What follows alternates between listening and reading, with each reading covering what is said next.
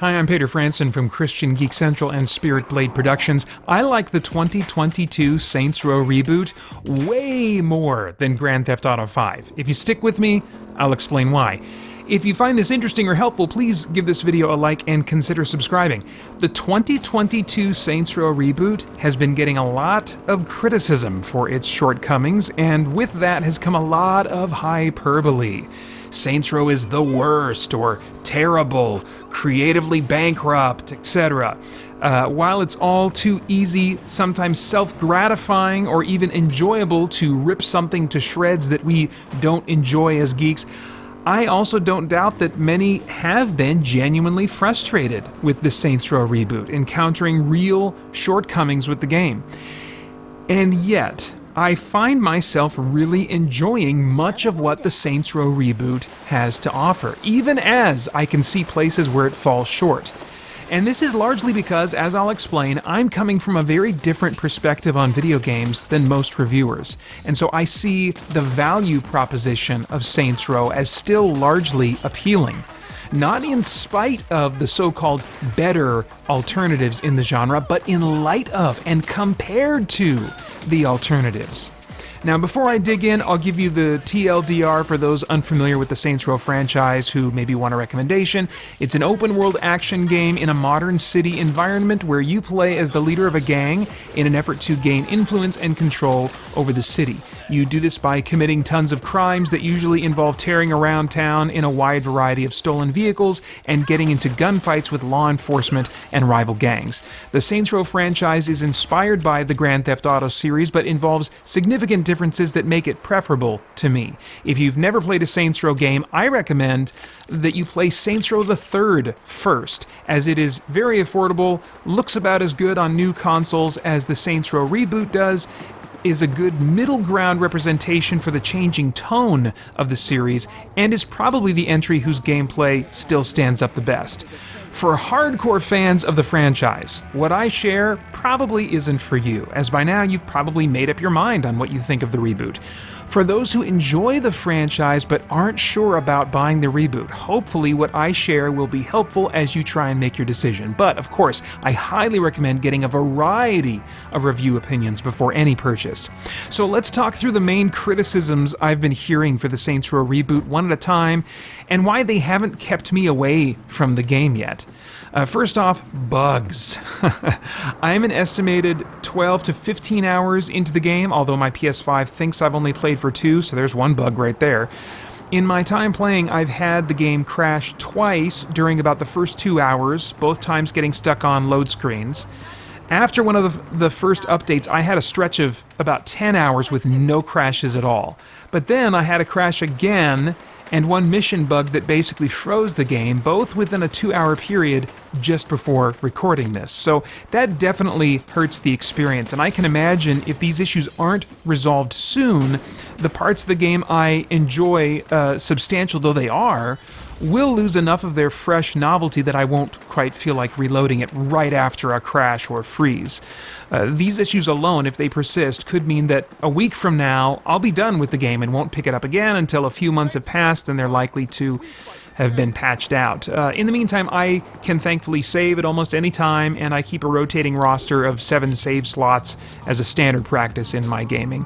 Along with the occasional crash, I still see animation bugs every now and then, as you'd expect in open-world games. Though the worst of them that I saw featured in reviews made before the Day 1 patch, I have not experienced on the PS5. And for the detail-oriented, my current PS5 build of the game is version 1.1.4.4379066.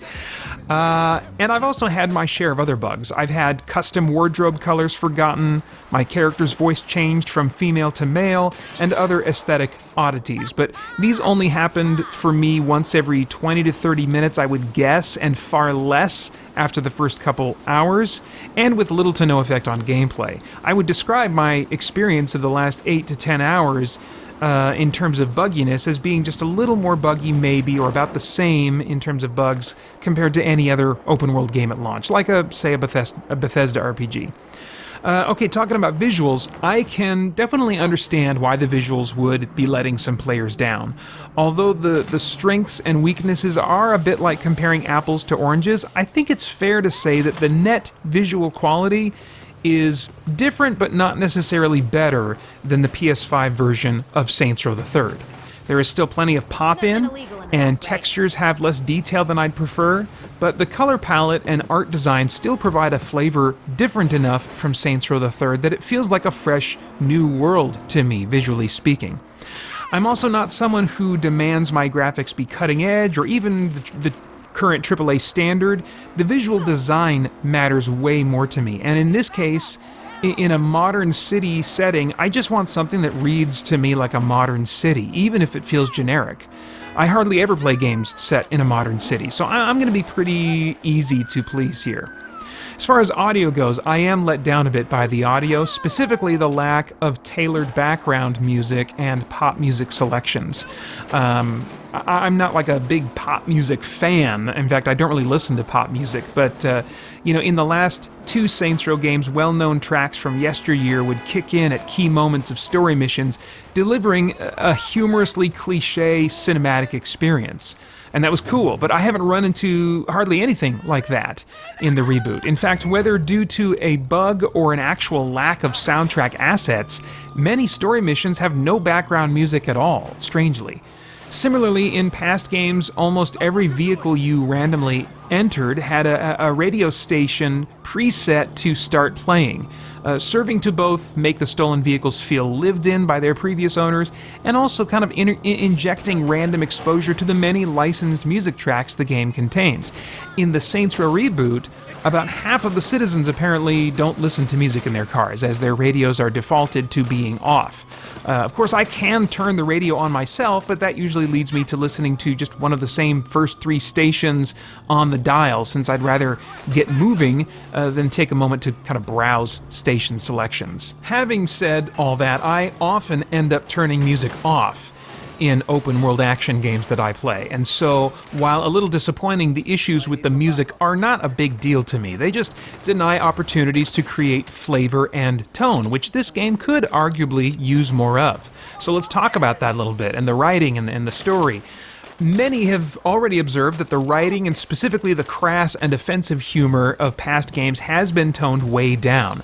I'm not going to speculate on the reason or motive for this, but it is definitely something I observed and had been wondering about going into the game, given that we live in a far more sensitive and polarized culture today when it comes to sexual issues.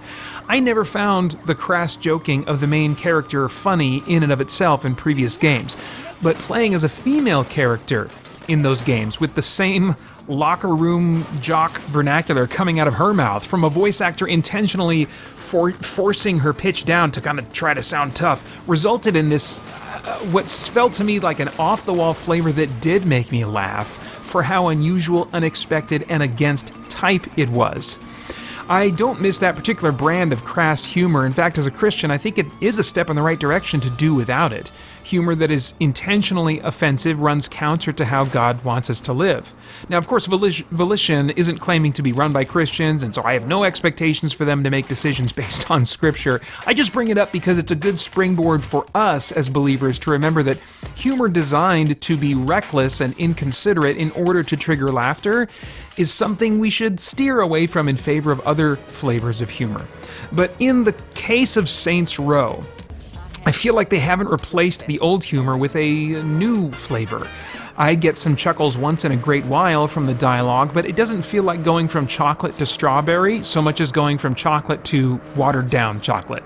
I would have liked for them to get a writer involved with an entirely different brand of humor to play up.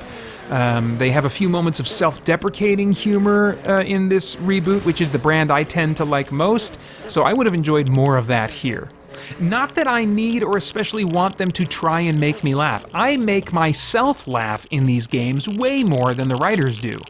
I most often found the previous games funny because of the contextually psychotic behavior of my character in an otherwise largely grounded world. You know, when I am carrying out some objective for some mechanical purpose to gain XP or gain money, and then I step outside of myself or step outside of the game moment and realize, boy, my character is being absolutely bonkers right now. I'm just trying to get this thing unlocked. But in the context of this game world, my character is behaving insanely, and that's where the humor most often comes for me in these games. And this aspect of the humor carries over into the reboot because of how it has taken a step back from the outlandishly juvenile flavor of, say, Agents of Mayhem, which was the last game they made and an attempted spin-off of Saints Row. So even though the written material of this reboot isn't funny to me, the things I do are funny to me because of the more mundane nature of the world being presented here. It's worth adding as a footnote that I don't laugh at what most of the other people find funny. It's why I'm bored by most Marvel movies and almost never watch comedies, and I've accepted that. On top of that, I almost never connect with the story and writing in video games, largely because actor performances drive the storytelling I most enjoy. And even in the most cutting-edge facial and performance capture in video games, it doesn't come close to a flesh-and-blood actor. It just looks like a CG character, you know. I go to games for gameplay and the ways they let me interact with the world, so the shortcomings of the writing in the Saints Row reboot aren't very relevant to my experience with it. The humor I get out of it is largely thanks to what I put into it, as has always been the case for me in the Saints Row series. So let's talk about that gameplay. First off, the single most valuable aspect of the Saints Row series for me has been the option to lower the difficulty. This is where I differ from most reviewers and gamers. I suck at action games. I have slow reaction time, bad hand-eye coordination, I overthink things, and so I'm just not good under pressure in video games. I don't play games to experience a challenge either. I'm a very hardcore gamer, and the thing I'm hardcore about is playing on casual difficulty. I play video games for the same reasons I played with action figures as a kid. I want a power fantasy. I want to manipulate characters in a story I help create. And I don't want laborious gameplay elements in the name of realism, which is why I just can't connect with the Grand Theft Auto games. And don't even get me started on how bad a fit I am for Souls-likes. In the Saints Row games, I want to run around and shoot enemies who might not even bother trying to dodge, killing them in one or two shots while their many, many bullets only whittle away at my health. I can do that with the settings options in the Saints Row reboot. I don't want to be bothered by time limits either, whether arbitrary or part of the story, such as timers attached to bombs on a countdown. I don't need that kind of pressure. And I did have to put up with that in past Saints Row games, but still managed to get through them. But Saints Row 2022 actually improved on the past by allowing me to eliminate almost every timer in the game if I want. Not to mention auto-completing QuickTime events if I choose. There's lots of different customization options that affect difficulty. The reboot brings back a generous aim lock system that I can modify, and I certainly do take advantage of. It even lets me individually manipulate how much damage I take, how much damage I give, how often tough enemies appear, how durable my vehicles are in car combat, and how scarce or plentiful ammo is. So far, the Saints Row reboot unfortunately lacks the built-in cheat system of previous games. I hope that they patch that in at some point, but these settings options almost completely make up for it in the meantime. And while not as bombastic yet, the story missions still have some nice moments of cinematic flair to provide accents in my gameplay experience between the open world activities. The feeling of being dropped into an action movie cliche now and then is still very much present here, and although not as over the top, it's still enjoyed by me when not making chaos of my own invention in the open world. Speaking of which, I have found a very enjoyable groove checking off open world activity boxes. In open world games, if I enjoy the basics of moving through and interacting with the world, I want as many optional boxes to check as you want to give me. especially if they give me money and XP for upgrading, which pretty much all activities do on some level in this game. And while much of it is essentially driving somewhere and shooting some enemies, that's a good groove for me. They've also added a special ability to every vehicle in the game that can be unlocked by doing certain things in that vehicle, like barrel rolls in the air or T-boning other cars. One of the most fun and funniest times I've had so far was because of how much chaos I caused slamming into other cars in traffic, just trying to get that perfect 90-degree angle that counts as a T-bone. Something I always wanted in Saints Row the Third was increased incentive to hunt down and collect every vehicle in the game. And the Saints Row reboot might have given me just that. Pretty close anyway. I do have to say there are a limited number of chop shop missions, and like previous entries, this game doesn't make it easy to keep track of which vehicles you have left to collect for your personal garage collection. I wish that they would build that in so I could more easily keep track of that and just go around checking boxes until I've stolen every vehicle in the city. So it's not quite where I'd like it to be as a completionist on that front. Open world activities also haven't hooked me as much as previous games yet because the upgrade tree is more of an upgrade line. Instead of spending XP to build out certain aspects of my character, like increased hit points or special moves I want to unlock, a fixed line of abilities and upgrades is my only option and incentive for XP gain. Instead, if you want to kind of customize what, particular abilities you want to be good at or you want to gain, the perks system provides more of that skill tree experience. Slots to equip perks are unlocked by just spending money, so that's easy enough. Money almost kind of becomes a second XP currency in this game, in that sense. But the individual perks that you have the option to slot into those slots must be unlocked by completing a certain activity in the open world, like sideswiping a certain number of cars or achieving a certain number of headshots. I largely hate this kind of progression, as it forces me to play in ways I might not want to. And it extends beyond perks to being the method for unlocking special abilities on both vehicles and weapons. Although weapons can receive a static upgrade to damage, reload speed, etc. So far I have mixed feelings rather than completely negative ones. I don't like being forced into a gameplay style, but at the same time I have discovered some enjoyment now and then out of being forced to play in ways I normally wouldn't. But at the end of the day, it is still a point of irritation for me. Okay, so in summary, on the whole, I definitely see some major problems with this game, but not any that significantly drag down my experience and what I want to get out of this game. I don't envy other middle road fans of this series as they try to determine if they should get this one or not. There is so much hyperbole and extremes of expression out there because frankly that's what gets clicks and keeps people watching. But it makes it harder to get good information that is not overblown or that helps us make a reasonable purchasing decision. For me, another game in this state that I still wanted to play would have meant waiting for a sale. But games in this specific genre setting combo that I don't find frustratingly difficult are very rare. Their limited supply increases my demand. And given that I played my customary 5 hours to do a little first impressions type review, and then played 10 plus more hours without wanting to play anything else, I'd say the day one purchase was worth it for me. But that may not be the case even for others with inclinations similar to mine. On top of that is the problem with updatable games today. Reviews go out of date.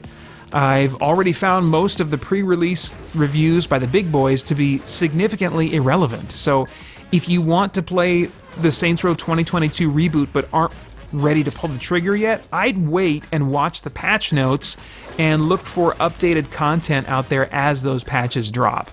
I have no idea if this game will get invested support to fix and add things, or if it will just be left to die. But I think if the money suits are willing, they could turn this game around and create a Ubisoft-like tail end with all kinds of updated content to keep players coming back and attract new players as well. Most of the critics will move on.